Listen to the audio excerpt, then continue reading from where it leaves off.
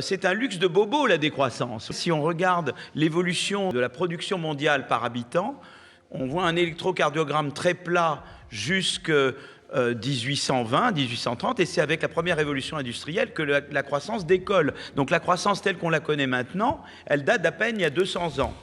Et la température s'est mise à grimper au même moment, exactement quand il y a eu le décollage de la croissance. Ceux qui proposent la décroissance ont raison de dire qu'il y a un lien entre la croissance et le réchauffement climatique.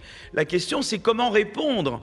Est-ce qu'il faut de la décroissance? Est-ce qu'il faut revenir à avant la première révolution industrielle? Ou est-ce qu'il faut autre chose? Et effectivement, le Covid, ça a été une expérience forcée de décroissance. Nous n'avions pas le vaccin en 2020.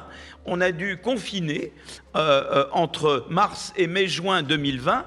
Le produit intérieur brut français a baissé de 35% et les émissions de CO2 de 8%. Voilà une expérience naturelle de décroissance. Mais la décroissance, ça s'est traduit dans les pays en développement par de la famine, une aggravation de la pauvreté. C'est un luxe de bobo, la décroissance, vous voyez.